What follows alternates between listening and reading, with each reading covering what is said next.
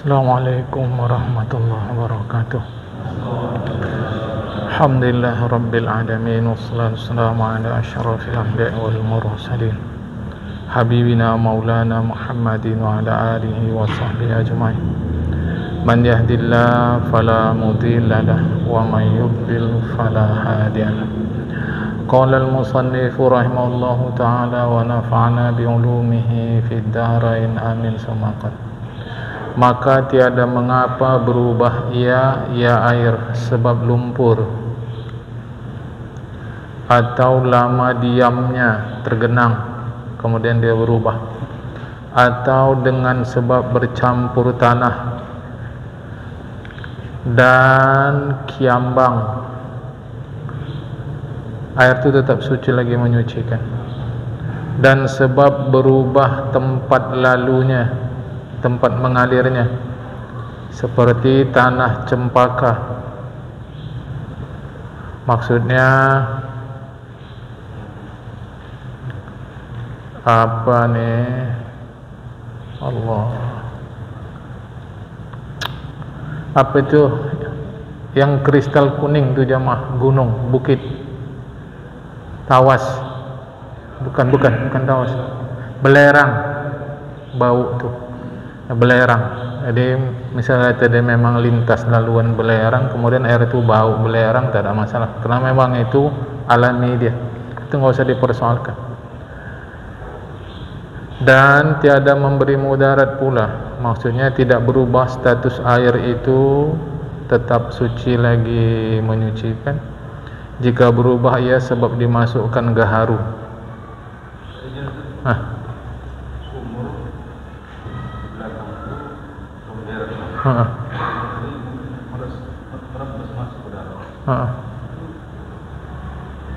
Mungkin kan? Tak pasti. Nah itu deh, tak bisa. Tetap suci lagi menyucikan, tetap. Kecuali mengalami perubahan bau, menjadi berubah bau najis. Itu deh. Tadi disebut awal mungkin jangan. Itu bisa menimbulkan susah kita beribadah. Tadi ada pernyataan belakangan bau, berarti bau dari situ, tak bisa. Dia tapi ada kalau cara-cara dulu lah, bisa disucikan, tunggu hujan katanya. Air hujan tuh masuk ke dalam, kan gitu. Jadi dimasukkan gaharu ke dalamnya atau minyak ke dalamnya, tak ada masalah. Air itu suci lagi menyucikan. Minyak yang dimaksud ini gini jamaah. So nanti ada pembelajaran lebih jauh nih kalau kita mengaji air nih. Nanti ada istilahnya mujawir mukhalid, itu kita lebih jauh lah, mujawir dan mukhalid. Mujawir itu dia tak bercampur dengan air, dia ada di dalam tapi tak bercampur. Contoh mudah, minyak cengkeh. Masukkan minyak cengkeh ke dalam air, dia tidak akan bercampur dengan air. Minyak cengkeh yang benar, minyak cengkeh lah jemaah, dia tak akan bercampur. Itu namanya mujawir. Maka ini maksudnya begitu, kita masukkan gaharu ke dalam, dia tak ada masalah, sebab baunya itu sebenarnya bukan bau air tetapi bau gaharu. Itu nanti ada halus sedikit, namanya mujawir. Itu di kitab-kitab lain diterangkan. Ya. Kemudian minyak, masuk minyak ke dalam dia, itu minyak air tak akan bercampur, macam mana pun tak akan bercampur minyak air. Makanya air itu boleh dipakai, tetapi waktu mau makainya tentu agak disisihkan minyaknya sedikit. Tapi saya cium bau minyak, ya itu bau minyaknya itu bukan sebab minyaknya bercampur dengan air, tapi istilahnya bertetangga dengan air. Contoh, air itu kita cium bau bangkai. Tadi bau bangkai, tapi bangkai tak ada masuk, bangkai sebelah situ, nampak kita bangkai itu sebelah situ, nampak kita macam-macam bau bangkai, macam-macam bau bangkai. Maka kalau ini tak ada masalah, air ini boleh dipakai. Macam tadi juga airnya berubah ya, karena saya pun pernah mengalami belakangan, kan kita nyewa. Belakangan air itu kok jadi hitam, menghitam. Apa nih? Diperiksa saluran, ya memang ada saluran kotoran yang rusak. Itu maka saya berani jawab begitu tadi. Yang saya contohkan sebelumnya itu masalah bangkai itu bukan bangkai itu masuk, nun sana deh. Orang tahu, nampak, tak ada pun bercampur kemari. Tapi kalau kita cium air itu macam-macam bau bangkai. Ini namanya mujawir. Artinya mujawir itu bahasa kita berjiran. Jadi tak masuk dia ke dalam, itu dimaafkan. Kalau macam tadi sudah dia mukhalid. Mukhalid itu bercampur. Hitam air itu jamaah. Jadi belakangan dia panggillah tukang, diperbaiki, air itu balik bagus. Jadi yang tadi itu, kenapa saya sudah mengalami, jadi mudah kali saya menjawabnya karena sudah mengalaminya, gitu ya, jamaah. Baik, jadi nanti jangan timbul pemahaman campur aja dengan minyak, nggak apa-apa. Bukan itu maksudnya. Ya, bukan itu jamaah. Saya pernah melihat kalau minyak zaman minyak kita pakai minyak tanah dulu, oke. Saya pernah melihat itu minyak cengkeh itu memang dimasukkan ke dalam air, dia nggak nyatu, nggak nyatu dia. Bahkan kalau kita tuangkan begitu, bisa minyak cengkeh itu keluar balik. Oh, waktu dia contohkan begitu langsung saya teringat. Oh, itu berarti betul kaji-kaji yang disampaikan para guru. Makanya air itu tidak ada jadi masalah, ya. Termasuk macam kemarin ada pertanyaan menambah obat air kaporit, ya, nah, itu ada masalah. Okay. Dan tiada sah bersuci dengan air yang sudah terpakai pada fardu mengambil air sembahyang dan mandi junub. Tidak sah bersuci dengan air yang sudah terpakai. Kata kunci sudah terpakai pada fardu mengambil air sembahyang dan mandi junub. Air itu namanya air musta'mal. Arti musta'mal itu Allah, arti musta'mal itu bekas pakai. Nah, tangan yang mau saya basuh ini masih basuhan wajib, masih basuhan fardu. Basuhan fardu maknanya dia belum pernah selesai sekali. Dia belum selesai sekali. Berapa kali pun saya basuh, 1, 2, 3, 4, 5, 6, 7 kali baru selesai semua, itu terhitung sekali.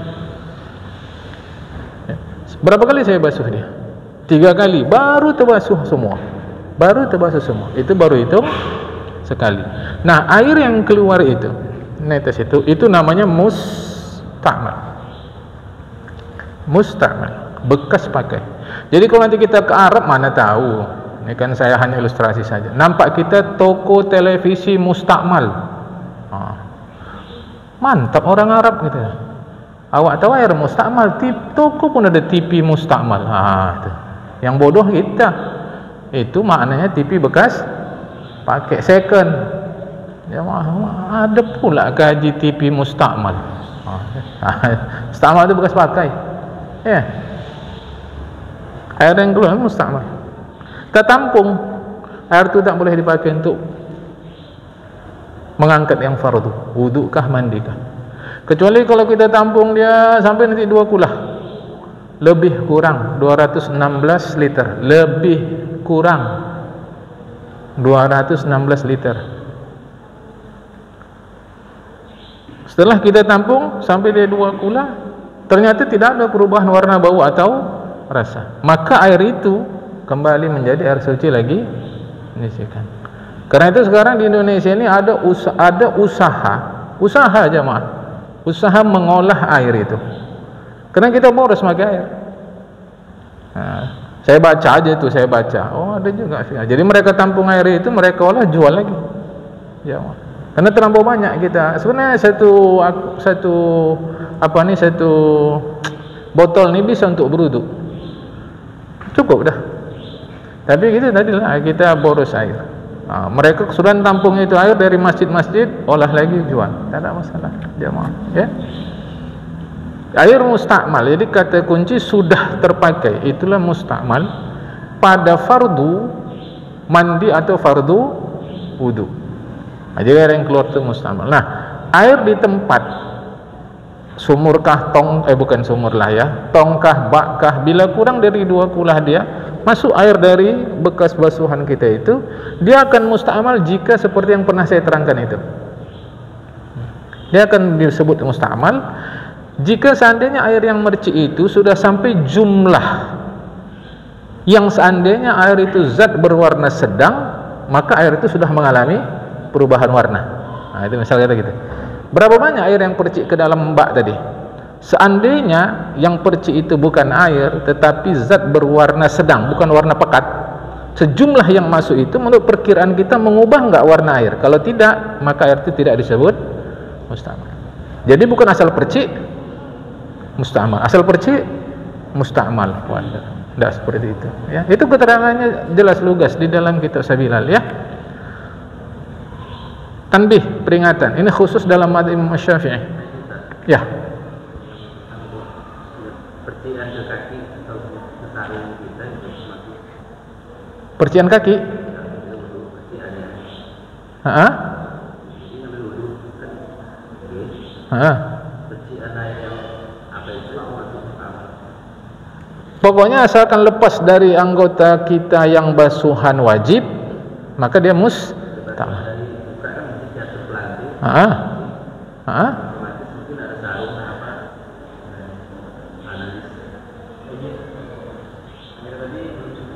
Heeh. Heeh. Musta'mal. Apa masalahnya? Orang sarung bukan air. Sarung kena air. Sarung kan bukan air. Itu deh. Sarung bukan air. Jadi apa masalah? Itu dulu. Jadi gini, saya paham nih, maksud kita mau berhati-hati. Oke, saya setuju. Tetapi jangan gara-gara hati-hati menjadi susah.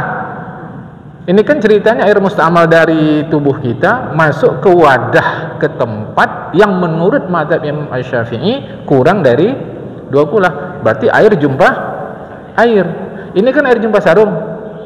Apa masalah? Tak ada masalah. Lapang-lapang beribadah, lapang-lapang.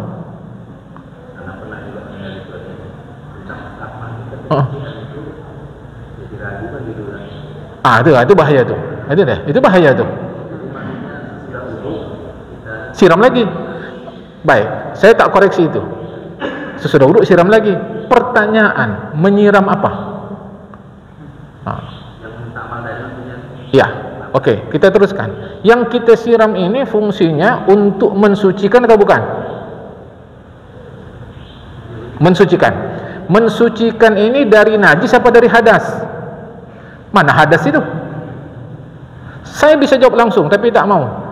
Saya jawabnya secara urai gini supaya nanti aku mati, pikiran kita ada betul. Jadi tak usah tanya-tanya aku lagi. Disiram dari apa? Najis atau hadas? Dua-dua tak ada. Dua-dua tak ada. Najis ada, hadas pun tak ada. Buang air. Apa hukum buang air? Mubazir itu tindakan. Hukum itu cuma 5. Halal, haram, wajib, sunat, makruh. Tindakan kita membuang air itu, kalau secara hukum setidak-tidaknya makruh, karena nggak ada kerja. Tetapi yang lebih parah dari makruh, kita berada dalam makaidu syaitan, jeratan setan. Karena nggak ada, mau ngapain? Oke lah, hukum sampai makruh, tak sampai haram. Oke lah, berapa banyak kita buang dia? Katalah 100, 200, 300, 400 mililiter. Oke, kita buanglah dia, karena nggak ada kerja. Hadas bukan, najis bukan. Oke. Mubazir, orangnya disebut mubazir, perbuatannya disebut tabzir. Tabazal yaro, tabzir. Orangnya mubazir, terbuanglah dia. Membuang sesuatu yang bermanfaat sekurang-kurangnya makruh. Oke, itu makruh, tak jadi dosa. Yang lebih parah ada satu lagi, perangkap syaitan. Kita anggap kita beribadah padahal berada dalam perangkap syaitan. Terus kita sembahyang, mau khusyuk, agak sulit. Kenapa? Kau dari sejak berwuduk lagi udah masuk dalam perangkap aku. Saya bisa jawab langsung, tidak. Kubawa kita berfikir menerawang dulu dengan secara ilmu, secara ilmiah, nyatalah kita berada di dalam kerugian. Jadi kalau ada guru yang bilang gitu, jangan bantah, nanti marah dia. Tapi coba tanya pelan-pelan. Tanya pelan-pelan. Kalau bantah, guru ngamuk, duanda. Tanya pelan-pelan, mengapa begini? Tak bisa terima-terima saja. Itu dia. Jadi betul tadi. Siram apa dia? Siram apa? Najis kah? Hadas kah? Najis tidak, hadas tidak. Kosong. Mubazir.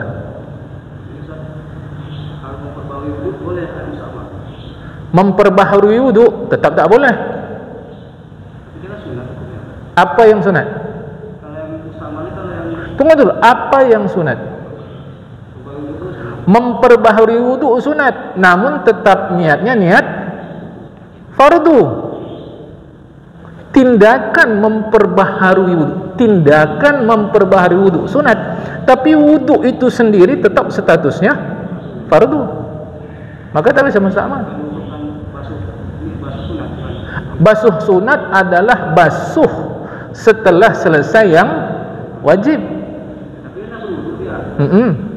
Dalam sedang wudu. Jadi kan yang dikerjakan itu sunat. Sunat. Betul.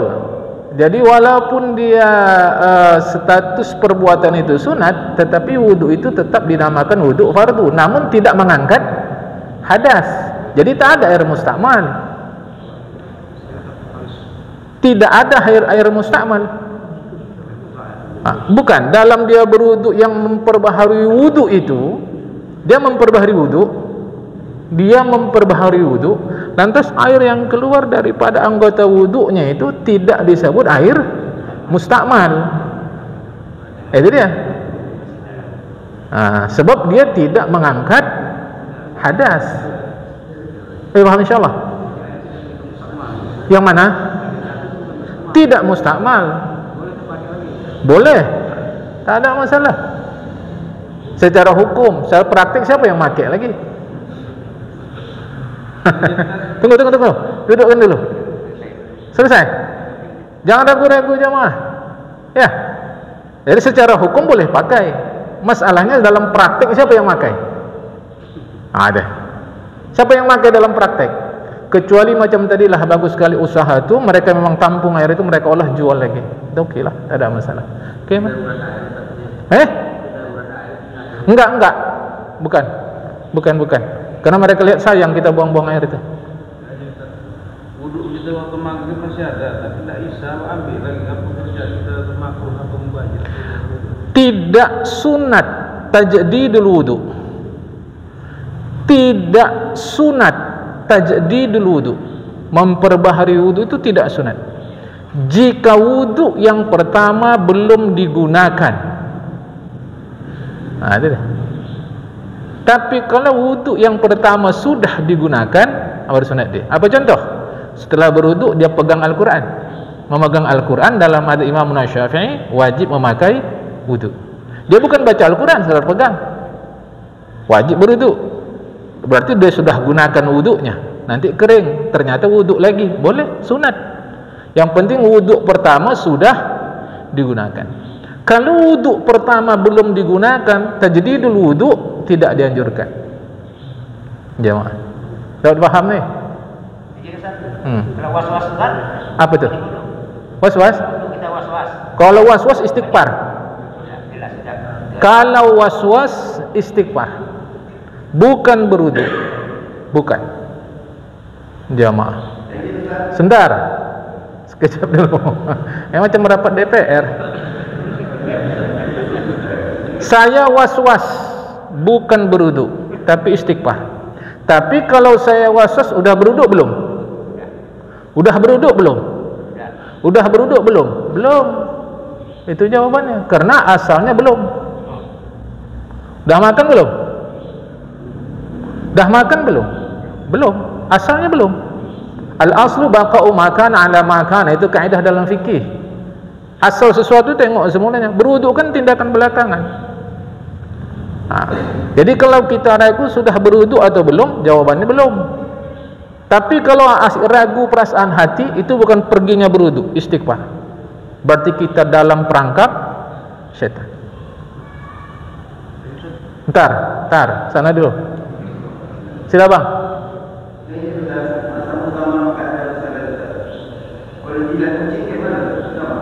Jilat kucing. Nomor satu dulu, kucing itu binatang najis bukan? Itu dulu. Jawabannya cepat bisa, tapi aku jarang mau jawab cepat. Karena kalau aku jawab cepat, jawaban ada, tapi pikiran kita nggak main. Kucing itu binatang najis bukan? Bukan. Ludah kucing najis bukan? Selesai. Sebab ludah kucing bukan najis, maka tidak ada masalah dijilat kucing. Jijik saya, itu bukan hukum, perasaan. Kalau perasaan terpulang pada pribadi masing-masing, jadi nggak najis, tidak ada masalah. Jangankan air, tubuh kita dijilat kucing pun tak ada masalah. Kecuali hadas besar maksudnya.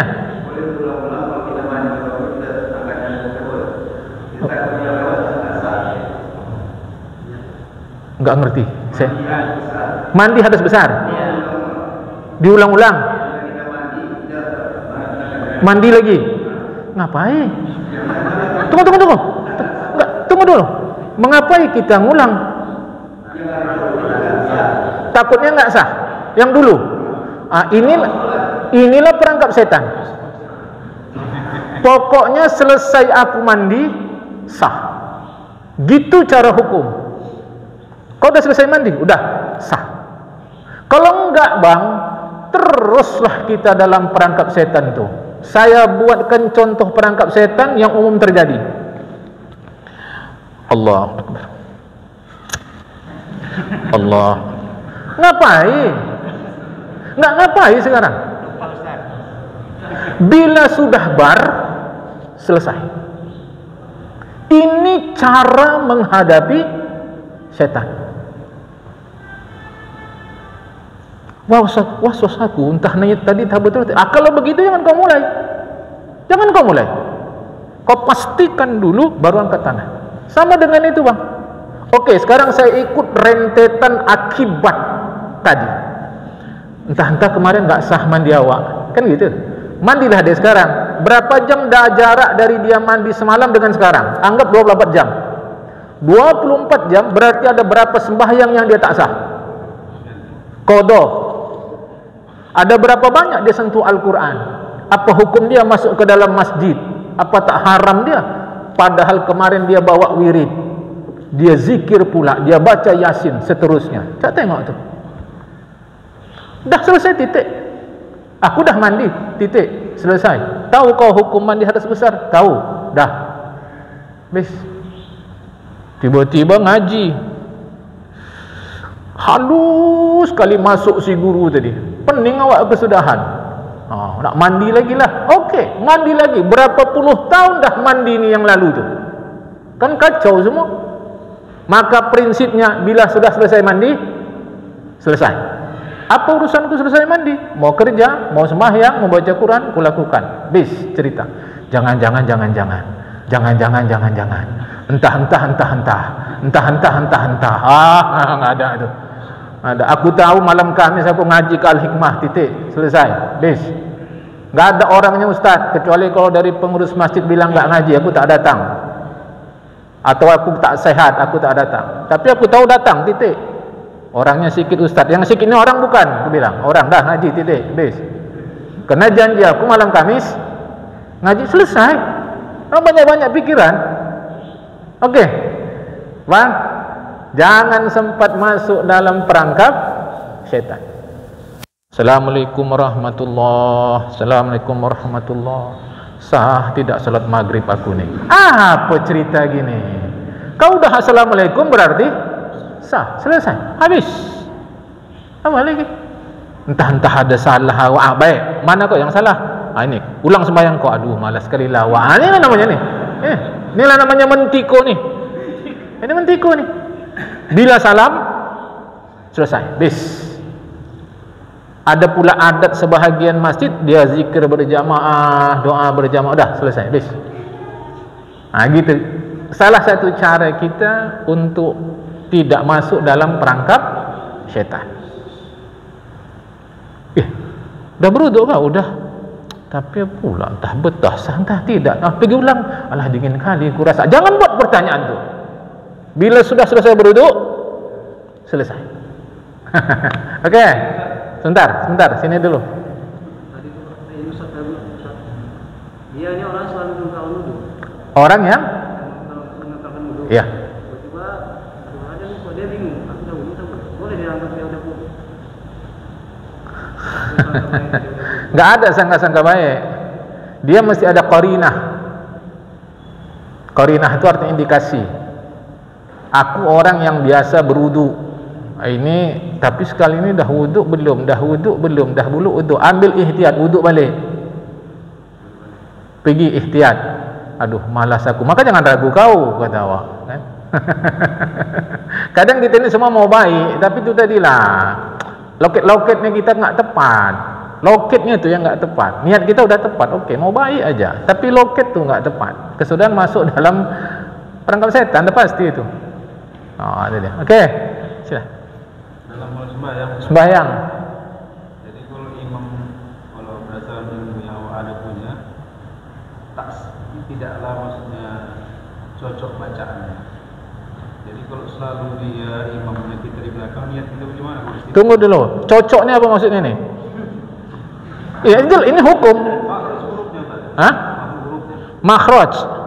Tidak betul makhrajnya. Kalau makhraj tak betul tak sah. Kita di belakang ini kalau Mufaraqah. Mufaraqah. setiap hari dia kita mufaraqah. Bukan setiap hari. Iyalah. Setiap hari mufaraqah. Maka bisa ditegur. Itu namanya al-fathu yang sudah saya sampaikan minggu yang lalu. Tegur dia. Bismillahirrahmanirrahim. Mana bismillahirrahmanirrahim? Bismillahirrahmanirrahim. Kita tegur belakang. Bismillahirrahmanirrahim. Tetap rakh juga. Mufaraqah. Bacaan dia tak betul, makhraj dia salah. Tapi kalau tidak mengubah makna, tak ada masalah. Dia salah tapi tidak mengubah makna. Alhamdulillahi rabbil alamin. Apa yang salah situ? Bukan qalqalah istilahnya, tawallud. Tawaw lam dal. Tawallud. Kalau qalqalah memang ada dia. Iqa. Ini dia. Ini alhamdu. Dia tawallud. Tawallud itu macam gemah. Itu salah. Salah itu. Tapi tidak mengubah makna.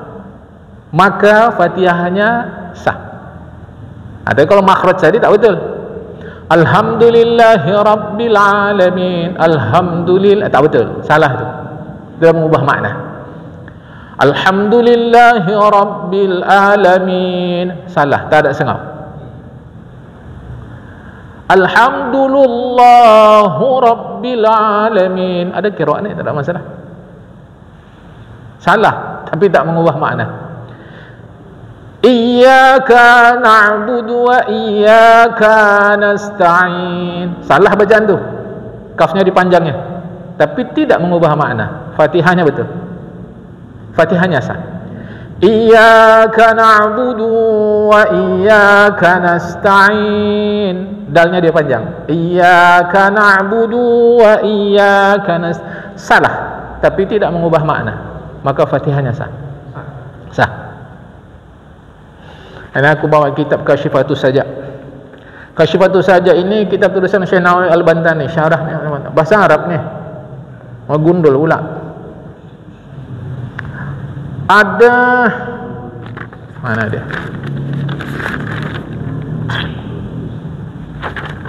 Ku kutip dulu dari Kasyifatus Saja.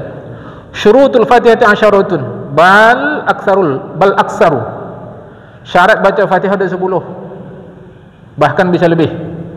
Tak aku baca 10-10. Kadang ngaji kita bukan tentang ini. Bisa lebih. Wasamin yang ke-8 ada mulahhanil mukhilli bil ma'na. Tidak cacat, tidak salah yang mengubah makna. Jadi kalau salah mengubah makna tak boleh. Jadi tak boleh ada cacat, tak boleh ada salah yang mengubah makna. Tapi kalau salah itu tidak mengubah makna, tak apa-apa. Siratal ladzina an'amtu 'alaihim ghairil maghdubi 'alaihim waladdallin. Salah tu. Siratal ladzina an'amtu 'alaihim. Itu dari ta engkau menjadi itu kepada saya. Dari engkau menjadi saya. Itu salah yang mengubah makna. Iyyaka na'budu wa iyyaka nasta'in. Dalnya kan panjang. Tak, itu salah. Tapi tidak mengubah makna. Itu dimaafkan. Iyyaka na'budu wa iyyaka nasta'in. Itu salah. Tapi tidak mengubah makna. Berikut ini salah mengubah makna. Iyyaka na'budu wa iyyaka nasta'in. Tak pakai tasydid. Artinya Tuhan matahari, dewa matahari. Salah. Jadi ada salah mengubah makna, ada salah tidak mengubah makna. Begitupun walau tidak mengubah makna, carilah imam yang betul bacaan pula. Nah, ini masjid besar, orang banyak singgah, imamnya salah, kan tak sedap awak. Carilah imam yang bacaannya betul, suaranya lantang, biar tua biar muda tak ada masalah. Okey, itulah dia. Dia ada 10 bahkan lebih. Yang ke-8, adamul lahnil mukhilli bil ma'na. Tidak ada salah yang mengubah makna. Jadi kalau ada salah tak mengubah makna, tak ada masalah jamaah. Ini halus perbincangannya nih. Ya, siratal ladzina an'amta 'alaihim ghairil maghdubi. Mana jadi itu? Siratal ladzi. Jadi lidah tu taruh agak ke gigi seri atas sikit. Siratal ladzi si. Dah. Ihdinas siratal mustaqim. Siratal ladzi. Gagal tu. Itu dah mengubah makna. Kau imam hati-hati. Guru-guru qiraat banyak dekat kita ni. Bagus juga Majalah Hikmah mau memanggil guru tu untuk melatih imam. Okey. Itu dia. Jadi mufaraqah lah. Oh tidak, bahaya tu. Tak sah sembahyang kita. Masih. Sebentar, sana dulu.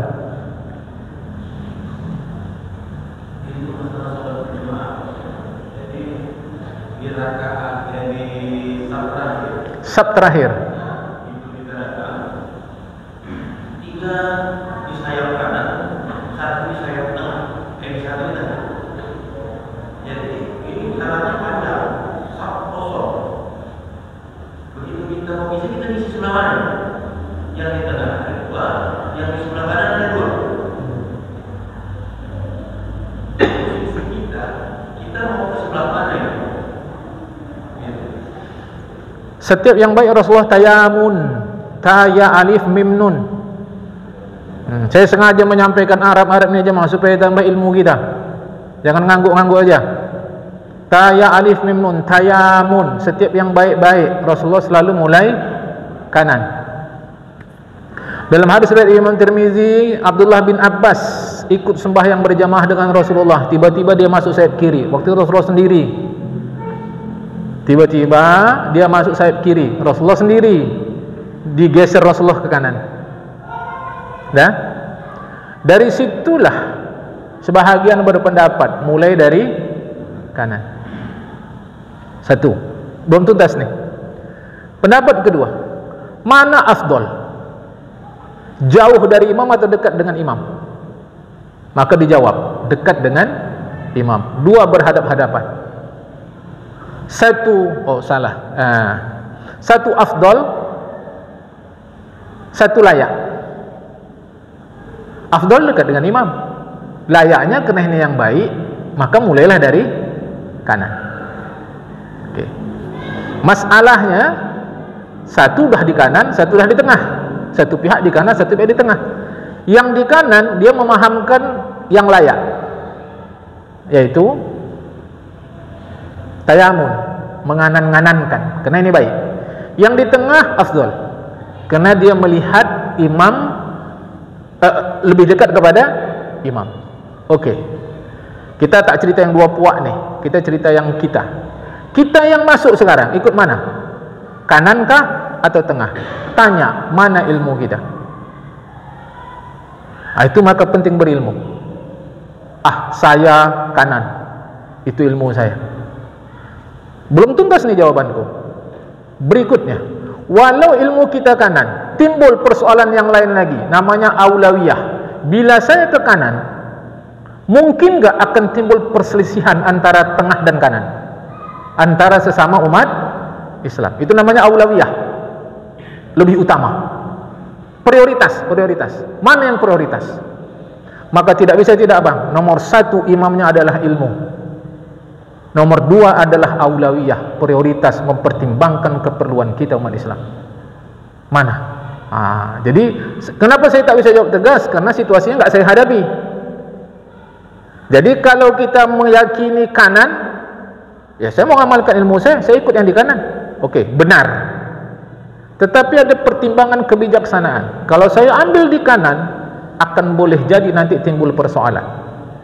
Begitu juga kalau mungkin saya ambil di tengah, akan timbul persoalan. Mana yang kira-kira persoalannya lebih rendah, itulah ambil kebijakan. Jadi dua-dua jawaban itu benar. Tinggal kita mana yang lebih pantas. Namun, abang tadi kan masalahnya sudah ada kian. Kalau belum ada kian, lantas kita mau mengamalkan di kanan, dan kita tahu ada orang di belakang sedang berwudu, kira-kira akan timbul nggak masalah nanti kalau dia tikutkan kita ke kanan? Maka saat itu mengalahlah kita, ambillah tengah. Ini jawaban nggak tegas. Ini jelas jawaban nggak tegas. Karena yang kita mau bincangkan mengecilkan potensi konflik antara sesama umat Islam. Dan dua-dua jawaban itu, tayamun maupun tengah dekat dengan imam, dua-dua jawaban itu ada. Nah, saya sampai malam ini ikutnya kanan. Tetapi saya tak jarang itu ikut tengah. Karena aku tengok udah ada tengah kian. Satu. Yang kedua, kadang kan orang nggak tahu, Ustaz, tak selamanya awak berpakaian begini. Awak ada di masjid tuh, orang tuh ngambil tengah kian, udahlah ikut aja lah. Sama dengan masalahnya menyembahyangkan jenazah. Di mana kepala laki-laki, kanan kiri? Aku ditanya, mana Ustaz, kanan kiri? Aku bilang asal jangan salto aja lah mayatnya, udah. Aku bilang. Apa maksud jawaban saya? Usah persoalkan kanan kiri. Sedangkan tak ada mayatnya di situ pun sah sembahyang jenazah awak. Sembahyang apa? Gaib. Apalagi persoalan kepala. Sampai dibuka orang tuh kerenda tadi, sebatas mau menengok kepala. Untuk apa? Sama lah itu masalahnya. Nah, jadi saya tak tegas jawab, ambil kanan tak tegas, ambil tengah tak tegas. Tapi pendapat saya sampai sekarang ikut kanan. Nah, itu dia. Namun kalau sudah dimulai tengah, ikutlah. Sebab ini persoalan sunat, satu. Yang kedua, kita berhadapan dengan kemungkinan konflik. Redakan konflik itu. Tapi ini benar. Iya, benar itu sendiri kan dalam wilayah khilafiyah. Bukan pasti satu dia begitu. Itulah jawaban saya. Jadi tidak ada kepastian. Dalam pengertian, saya pulangkan kepada kita. Tapi dua-dua jawaban itu sudah saya sampaikan. Maka malam ini nanti kalau ada tengah, kenapa tengah lah? Kanan. Ayo tengah. Imam sudah amin. Awalnya persoalan itu. Gitu. Lain tadi siapa? Air mustakmal yang ditampung dalam jumlah sedikit bisa menghilangkan najis dipakai. Tak bisa. Air mustakmal dalam versi mazhab Imam Syafi'i tidak bisa digunakan untuk menghilangkan mengangkatkan hadas atau menghilangkan najis. Nggak bisa. Nah, suatu namanya air yang dhaif, bukan qawi, bukan air yang kuat. Dia air yang dhaif. Dha ain ya waf fa, dha ain ya fa, dhaif, air yang lemah. Tidak dia air yang qawi. Qaf waw ya pakai tasydid, qawi bukan. Dia air yang lemah. Tapi jangan dibuang. Karena mustamal belum tentu kotor secara hukum, maka bisa dipakai untuk minum dan seterusnya. Tetapi kalau dia kotor juga jangan dibuang, untuk nyuci masih bisa. Bilas akhir nanti baru air yang suci lagi menyucikan. Atau untuk cuci mobil, cuci motor, atau untuk cuci sepeda, atau untuk siram halaman masih bisa. Jangan dibuang. Oke. Jadi air mustakmal tidak bisa mengangkatkan hadas dan menghilangkan najis. Hukum dulu. Dah, masih.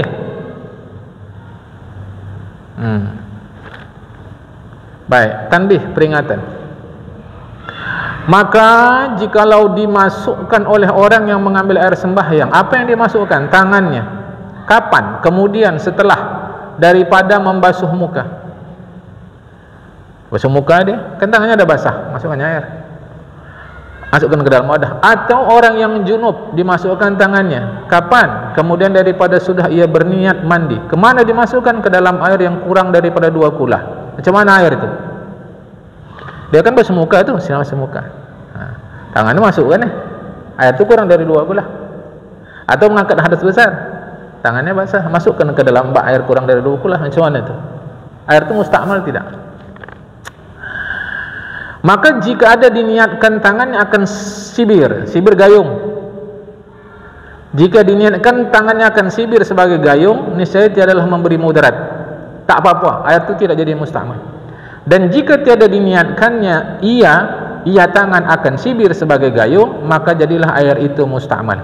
Sebab mustakmal tiada lagi dapat dipakai untuk menghilangkan najis, mengangkatkan hadas.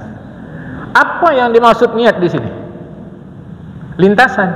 Bukan mesti sengaja aku menjadikan tangan sebagai gayung lillahi ta'ala. Ditambahnya tu Allahu Akbar katanya. Jadi rame nanti. Enggak, sekedar lintasan aja bahwa ini gayung, selesai habis. Jamaah tahu ni. Pakai susunan lagi, pakai tarkib seperti itu. Sengaja aku menjadikan tangan sebagai gayung, ikhlas karena Allah Ta'ala. Ada itu jamaah. Sekedar lintasan saja. Niat dalam pengertian al-qasdu. Jadi kalaupun masuk tangan kita ke bak tadi itu ada air, tak ada masalah, dimaafkan. Dia fungsi sebagai gayung. Jadi bagi yang tidak bermadzhab Imam Asy-Syafi'i, inilah selalu menjadi kritikan. Kan masuk air ke situ, mustakmal. Maka dalam madzhab Syafi'i dijawab, dia pandang itu tangan sebagai gayung. Oke, jemaah. Peristiwanya Rasulullah dengan Aisyah mandi bersama dengan orang mandi. Rasulullah masuk tangan ke dalam bak, ke dalam ember, masuk. Bagi yang berfaham itu ada air mustakmal, dia kata itulah niat bahwa tangan tadi jadi gayung. Bagi yang berfaham tak ada air mustakmal, itulah bukti Rasulullah buat begitu. Berarti ada air mustakmal. Peristiwanya satu, penafsirannya berbeda. Oke, dah masih? Ini saya 3 jamaah. Fasal. Bermula air yang sedikit itu apabila jatuh najis ke dalamnya. Sedikit makna kurang dari 2 kulah. Sedikit makna kurang dari 2 kulah. 2 kulah itu lebih kurang. Plus minus 216 liter. Jadi 214 masih 2 kulah itu. 214, 215 itu masih 2 kulah jamaah. Nah, lebih kurang. Jadi air yang kurang dari 2 kulah itu sedikit. Apabila najis jatuh ke dalamnya, sama ada berubah atau tiada? Tak berubah atau tidak? Satu antara 3, warna, bau atau rasa. Maka air itu najislah. Air itu najislah. Jamaah. Kan? Inilah yang menjadi satu kesulitan bagi orang yang bermadzhab Imam Asy-Syafi'i. Asik-asik menjaga najis. Sedangkan dalam madzhab Imam Malik, kalau air kurang dari 2 kulah kemasukan najis, air tidak berubah, air tetap suci. Pendapat Imam Malik ini menjadi pertimbangan bagi Imam Ghazali. Maka Imam Ghazali katakan kalau terasa sulit masih boleh ikut pendapat Imam Malik ini. Apalagi kita bukan sengaja memasukkan najis ke dalam air kurang dari 2 kulah jamaah. Oke? Kalau seandainya sebuah kolam itu ada ikan di dalam, ikan ternak, bukan masalah tahu, tapi kita kan duduk di situ, boleh nggak? Tengok airnya 2 kulah apa enggak? 1. Ternyata bukan 2 kulah, banyak orang kolam. Berubah enggak airnya? Kotorannya itu mencapai ke bawah. Tunggu. Ini satu. Air itu berubah enggak? Kan gitu dulu. Tengok berubah. Sebab apa dia berubah? Kan boleh jadi kena tanah, bukan karena kotoran. Boleh jadi karena tanah dia. Oke, kan masih ada lumut. Saya ini mengajak kita ke mukhaffaf. Mim khafa pakai tasydid fa. Mukhaffaf. Mukhaffaf itu artinya ringan. Jangan musyaddad. Mim shin dal dal. Berat. Hajab kita nanti ini. Ambil yang ringan. Oke, dasarnya semen. Kan masih ada lumut. Oh enggak, ini bukan lumut. Tapi berubah karena kotoran. Kotoran ikan itu najis atau bukan? Khilaf. Imam Nawawi katakan kotoran ikan najis. Imam Ibnu Hajar Al-Haytami katakan suci. Dua-dua kaliber dalam mazhab Imam Asy-Syafi'i. Dua-dua rujukan. Boleh Tuan. Kalau dia itu berubah tidak, tapi rasanya rasa agak berlendir. Tunggu. Hukum bukan rasa. Kalahkan rasa. Kalahkan rasa. Ini saya betul-betul mengajak kita supaya mudah beragama nih. Tapi bukan mudahkan. Kadang-kadang kita cemburu dengan orang-orang alim itu beribadah. Enak aja orang tuh, tak sedap aja. Awak yang sibuk kali menjaga sarung lah, menjaga ini segala macam. Itulah dia. Rasa tinggalkan. Maka ukurannya 3, warna, bau, atau rasa di lidah. Kapan pula kita merasa air itu najis atau tidak? Haram hukumnya. Tak boleh. Maka kalaulah dia rasa-rasa macam belendir nampak awak, selama tak ada yakin berubah sebab najis, atau sebab benda yang bukan pada air.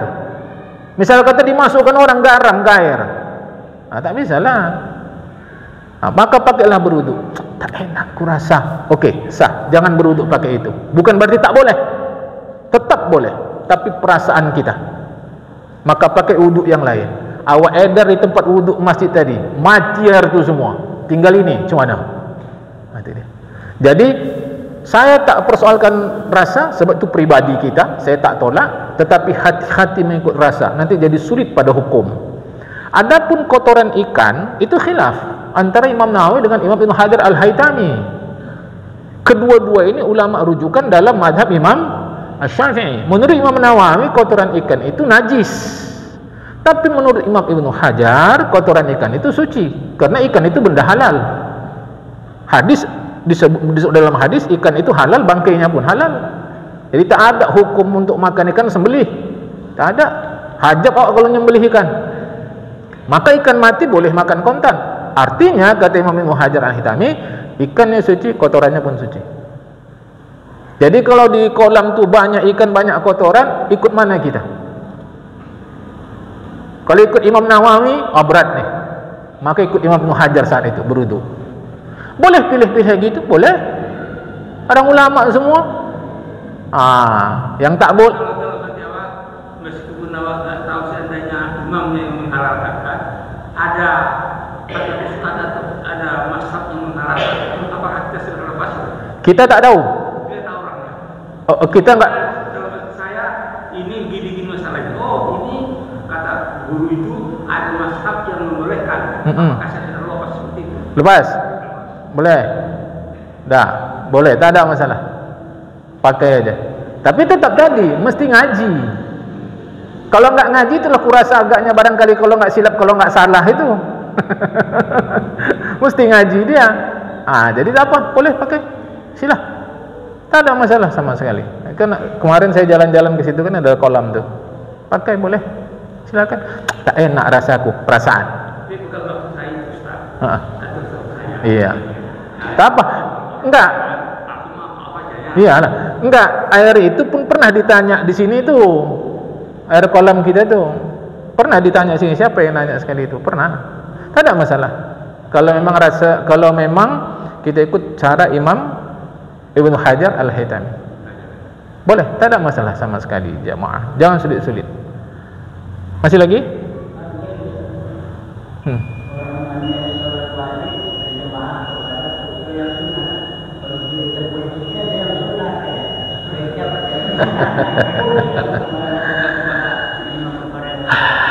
Kita sembah wajib.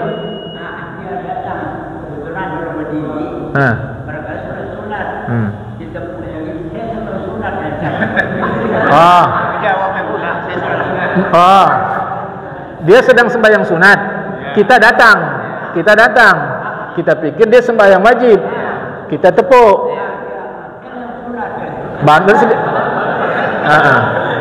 Lantas dia jawab, saya sembahyang sunat. Okey.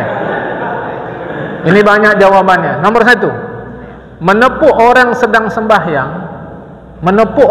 sembahyang untuk memberitahu kita ikut sama dia, itu setelah kita takbiratul ihram.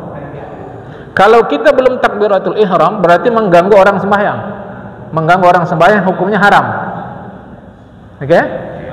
Itu dulu jamaah. Sebab ini aturan dalam sembahyang. Orang disebut sembahyang setelah takbiratul ihram. Okey, nomor 2. Lantas dia bilang, aku sembahyang sunat. Macam mana sembahyang dia? Sah. Teruskan. Kenapa? Dimaafkan sabaqul kalam. Lebih kurang 7 kata. Itu dimaafkan. Lebih kurang 6-7 kata. Itu dimaafkan. Penjelasan itu bagi yang membaca kitab, bisa baca kitab Arab, nanti beli kitab Al-Fiqhul Islam wa Adillatuhu tulisan Ustaz Wahab Az-Zuhaili. Terjemahannya 3 jilid. Jamaah, harganya tak mahal, 500 saja. Pesan sama aku. Jadi Ustaz Wahabah katakan, Ustaz Wahabah itu seorang ulama mazhab Imam Syafi'i dari Syria. Pernah datang ke Medan. Jadi kalau sampai sebatas 7 kata dimaafkan. Aku sembahyang sunat aku. Aku sembahyang sunat aku. Masih dimaafkan, teruskan sembahyang. Boleh. Tak ada masalah. Yang jadi masalah bukan itu. Disaut sama yang negor. Ya, sembahyang sunat kau rupanya. Ada masalah. Itulah kenapa kau tegur aku, maunya ada. Karena ada terjadi dialog. Itu dialog yang di luar dari dimaafkan. Boleh. Saya sedang sembahyang, nampak saya kawan tu lewat terhege-hege, sedangkan depan tu lubang. Kalau ku biarkan dia jatuh. Kasih kanan sikit, jangan terus. Kasih kanan sikit, jangan terus. Ada lubang, masih dimaafkan, maka dia ke kanan, saya sembahyang terus. Boleh. Cuma selama itu macam tadi lah, saya cakap batal, ada ketentuannya.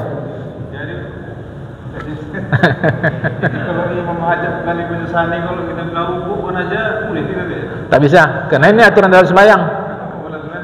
Ada aturan-aturannya, tak bisa dikiaskan semua. Tak bisa. Jadi imam kalau saninya ginilah jamaah, imam itu kalau saninya salah dan kita tahu dia salah, udahlah, biarkan saja, karena tak baca sani pun sembahyang sah. Hanya masalahnya bukan itu. Tak sedap juga kita sembahyang kalau bacaan tu salah. Illal ladzina amanu wa amilus solihati palahum ajrun gairum, palahum azrun. Illal ladzina amanu wa amilus wa amil. Tak cocok lah. Tak ada, karena tak ada aturannya. Kata yang belakang langsam, kata dia. Tak tahu anak sekarang ngerti nggak langsam. Kalau awak dulu kan naik bus-bus ke Sambu tu kan gitu. Langsam, kata dia. Tak boleh, karena tak ada aturan. Jadi biarkan salah. Dalam pengertian biarkan salah, sembahyang tetap sah. Tetapi sebaiknya janganlah jadi imam. Dan kepada kita yang memang sadar betul bacaan salah, janganlah berani-berani kali masuk jadi imam. Jangan. Kalau misal pengurus masjid katakan, minta izin bang, dek, kak, bang, pak, ini kita sudah mengadakan perbaikan struktur imam, kami tak masukkan lagi bapak untuk tahun ni. Janganlah tersinggung. Jangan tak tersinggung. Sebab aku berperang bukan karena Umar. Aku berperang ini demi agama. Komandannya Khalid bin Walid. Tiba-tiba Umar memecat Khalid bin Walid. Namun semangat Khalid bin Walid tak pernah berubah membela Islam. Sebab aku berperang bukan karena Umar. Itu kata Khalid bin Walid. Bayangkan jamaah, dia komandan perang diberhentikan oleh Umar sedang perang. Coba tu. Makanya kepada kita, kalau seandainya enggak jadi imam lagi, jangan pindah masjid. Sini aja tetap. Perlu lapang dada. Mungkin memang separuh dari pembangunan masjid ini uang kita atau keluarga kita. Lantas kita enggak jadi imam lagi, jangan fitnah. Karena itulah yang terbaik saat ini bagi kita. Jamaah, ayolah, lapang-lapang hatilah jamaah. Masih lagi? Izin Ustaz. Kalau rubah dah naik, boleh kita salat sunat? Boleh. Tahiyatul masjid. Selebihnya tak boleh. Khatib sudah khutbah, kita baru datang, solatlah solat tahiyatul masjid, bukan solat yang lain. Haram lagi tidak sah lebih dari 2 rakaat. Haram lagi tidak sah lebih dari 2 rakaat. Kalau masuk, silahkan. Yang jadi masalah bukan itu, ngapa pula terlambat? Itu jadi masalah. Kalau wirid nggak pernah terlambat. Kalau sembahyang Jumat terlambat, itu jadi masalah itu. Masih? Aku tergantung kita.